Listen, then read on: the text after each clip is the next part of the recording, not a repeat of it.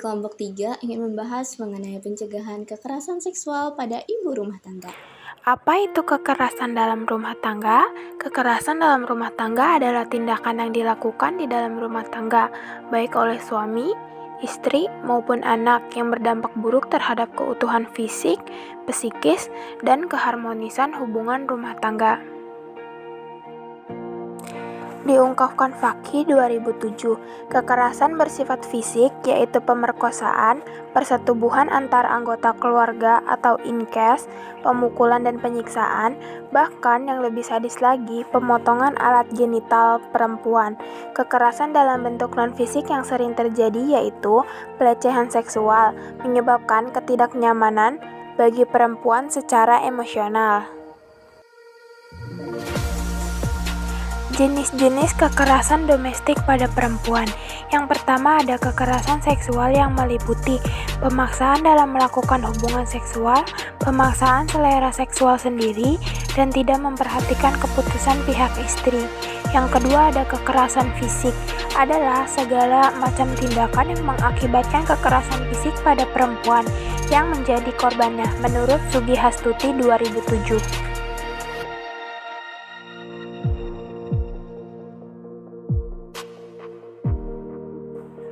Faktor penyebab timbulnya kekerasan rumah tangga. Yang pertama ada budaya patriarki yang mendukung laki-laki sebagai makhluk superior dan perempuan sebagai makhluk inferior. Yang kedua ada pemahaman yang keliru terhadap ajaran agama, sehingga menempatkan laki-laki boleh menguasai perempuan. Yang ketiga ada peniruan anak laki-laki yang hidup bersama ayahnya, yang suka melakukan kekerasan terhadap ibunya, baik itu kekerasan fisik, psikis, maupun seksual, menjadi faktor turunan, di mana anak laki-laki sejak kecil terbiasa melihat dan mengalami kekerasan dalam rumah tangga. Yang keempat ada kondisi kehidupan suami atau keluarga yang hidup dalam kemiskinan. Yang kelima atau yang terakhir ada suami pemabuk, frustasi, atau mempunyai kelainan jiwa.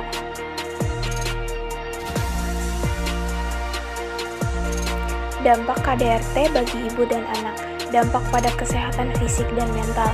Kekerasan dalam rumah tangga dapat berupa kekerasan fisik yang menimbulkan luka seperti luka memar, nyeri kepala, hingga patah tulang.